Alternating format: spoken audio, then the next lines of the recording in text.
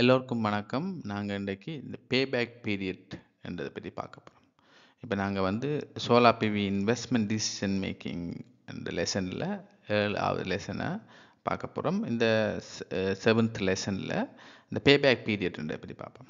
இப்போ solar PV இன்வெஸ்ட்மெண்ட்டை பொறுத்த மட்டும் பெரிய பெரிய பிக் இன்வெஸ்டிங் கம்பெனிஸ் வந்து எப்போவுமே கேட்குற கேள்வி வந்து what is my பேபேக் period. So இந்த இன்வெஸ்ட்மெண்ட்டுக்குரிய பேபேக் பீரியட் எவ்வளோன்னு கேட்பினோம். அப்போ நீங்கள் பார்த்தீங்கன்னா நீங்கள் வந்து இந்த இண்டஸ்ட்ரியில் போய் யார்ட்டையும் கேட்டு பார்த்தீங்கன்னா இந்த பிக் இன்வெஸ்டர்ஸ் வந்து எப்பயுமே அந்த எவ்வளோ இன்வெஸ்ட் பண்ணுறத பற்றி கூட worry பண்ணுறதில்ல, அதை பெருசாக worry பண்ண மாட்டேனும். ஆனால் பேபேக் பீரியட் எவ்வளோன்றதை பற்றி தான் worry பண்ணிடணும். அதாவது வேண்ட ஃபர்ஸ்ட் டிசிஷன் பேஸ்ட் ஆன் அதை முதலாவது டிசிஷன் என்னத்தை வச்சுருக்குமெண்டா அந்த பேபேக் பீரியட்டை வச்சு. இப்போ இந்த பேபேக் பீரியட் என்னன்றதை பார்ப்போம் டீட்டெயிலாக.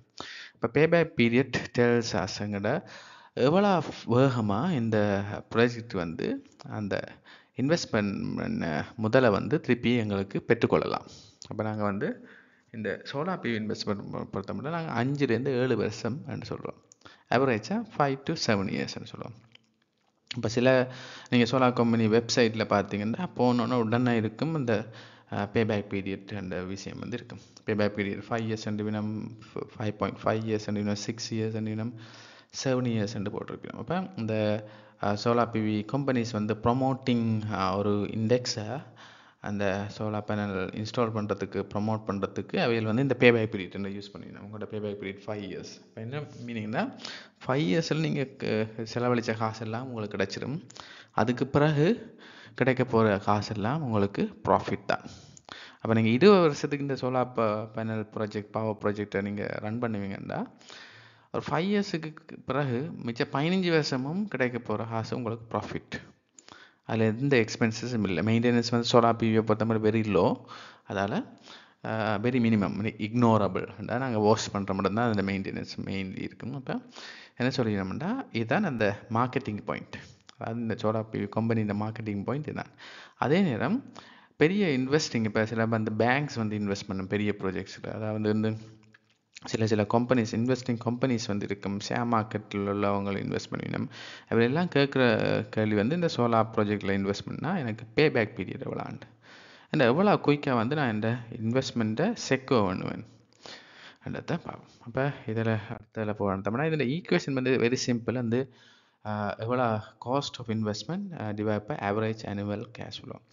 ஸோ இந்த ஈக்குவேஷன் வந்து இப்போ நாங்கள் ஃபினான்ஸ் அக்கௌண்டிங் மேனேஜ்மெண்ட் படிக்கிறாக்கள் நிறைய இதை யூஸ் பண்ணிப்பினோம். அது வந்து வேறு வேறு பர்பஸுக்கு இன்வெஸ்ட்மெண்ட்டுக்கு தான் நிறைய இடங்களை யூஸ் பண்ணிப்பினோம். ஆனால் நாங்கள் வந்து இப்போ என்ஜினியரிங் படிக்கிறாக்கள் இந்த ஆஸ்பெக்ட்ஸில் இந்த சோலார் பவர் ப்ராஜெக்ட் இந்த மாதிரி லாங் டைம் உரிய ப்ராஜெக்ட்ஸுக்கு கட்டாயம் இந்த பேபேக் பீரியட் வந்து ஒரு மேஜர் ரோலை ப்ளே பண்ணும். அதாவது என்ன சொல்கிறேன்னா இப்போ 20 இயர்ஸ் ப்ராஜெக்ட், 25 இயர்ஸ் ப்ராஜெக்ட், மோர் தேன் 10 இயர்ஸ் 10 இயர்ஸுக்கு மேலே உள்ள ப்ராஜெக்ட் எல்லாத்துக்குமே இந்த பேபேக் பீரியட் வந்து பெரிய ரோலை ப்ளே பண்ணும். ஏன்னா இப்போ லாங் டைம் ப்ராஜெக்ட் வந்து இப்போ எங்களுக்கு எப்பயுமே இந்த சோலார் பேனல்ஸை இன்ஸ்டால் பண்ணாங்க பெரிய டவுட் வர்றது இந்த ஒரு ரூஃப் டாப்பில் ஒரு வீட்டின் ரூஃப் டாப்பில் இன்ஸ்டால் பண்ணால் அந்த இன்ஸ்டால் பண்ண அந்த வீடு வந்து விற்கக்கூடாது. அந்த வீடை வந்து நாங்கள் வந்து விற்கிறதோ இல்லை வந்து வீடை உடைச்சி கட்டுறதோ இதெல்லாம் வந்து பாசிபிள் இல்லை ஃபார் நெக்ஸ்ட் 10 to 20 இயர்ஸ். அப்போ நாங்கள் எவ்வளோ நாள் பிளான் பண்ணுறோமோ அவ்வளோ நாளுக்கு அந்த வீடை உடைக்கவும் இல்லாது நீங்கள் ரூஃபை ஏன்னா ஏன் இதை சொல்கிறேன்னா சோலார் ப்ராஜெக்டை பொறுத்தவரை இந்த இன்ஸ்டாலேஷன் காஸ்ட் வந்து கிட்டத்தட்ட 30% கிட்ட போயிடும். இன்ஸ்டாலேஷன், செட்டப், கமிஷனிங், இந்த எலக்ட்ரிசிட்டி போர்டு லைன் எடுக்கிறது எல்லாமே வந்து உங்களுக்கு கிட்டத்தட்ட 30% ஆஃப் த இன்வெஸ்ட்மெண்ட்.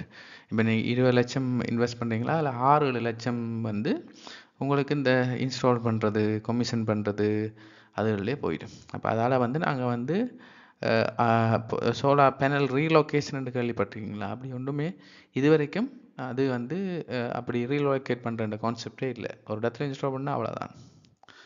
அது என்னமோ இடத்துல ரீலொகேட் பண்ணுறேன்னா உங்களுக்கு நீங்கள் நிறைய காசை வந்து லூஸ் பண்ணுவீங்க.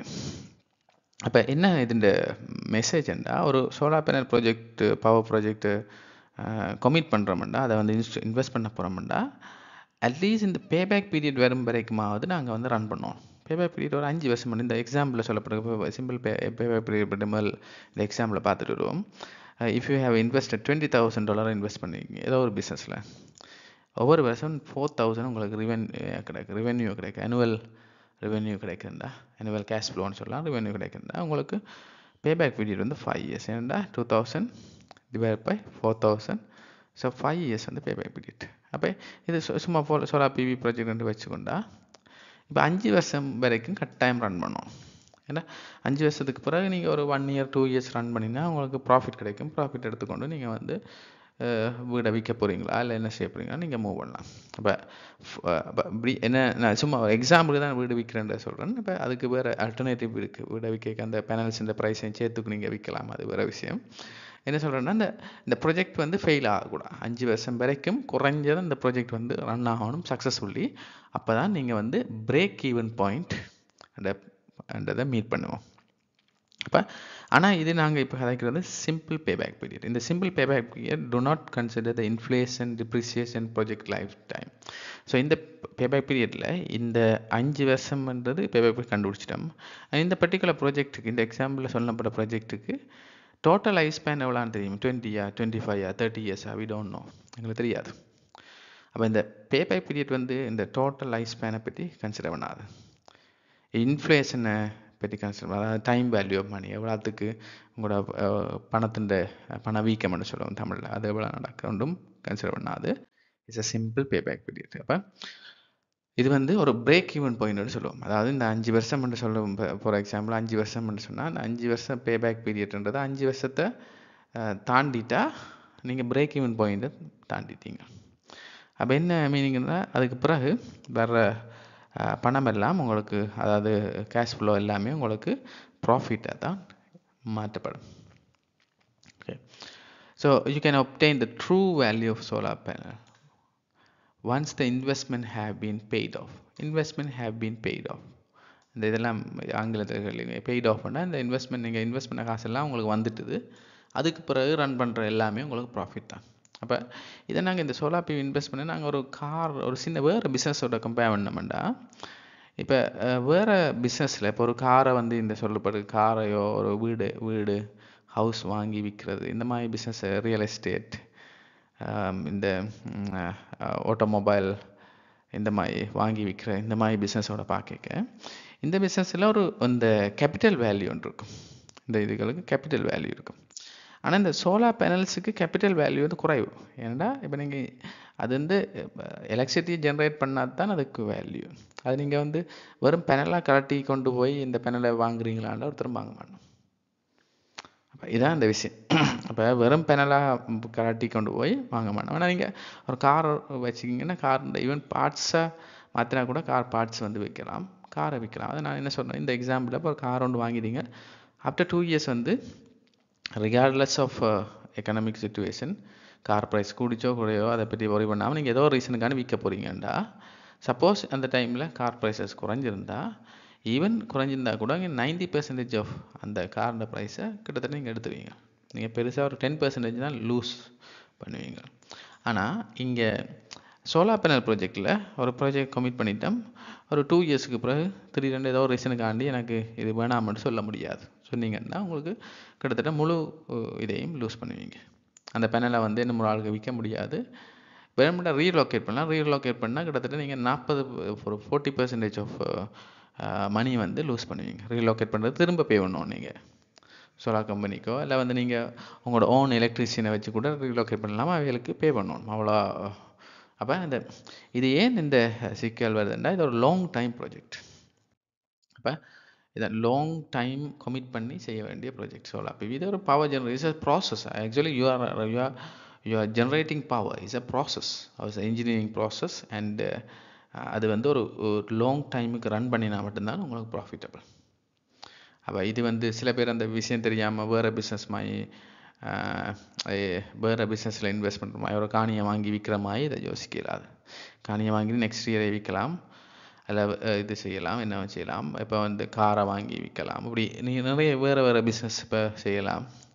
ஆனால் இது வந்து ஒரு இன்ஜினியரிங் ப்ராசஸ். அப்போ இந்த ப்ராசஸில் இந்த பேபேக் பீரியட் என்ற டைம் லைன் ஒரு 5 இயர்ஸ் அந்த 5 இயர்ஸ் வரைக்கும் நீங்கள் கட்டாயம் ரன் பண்ணி ஆகணும்.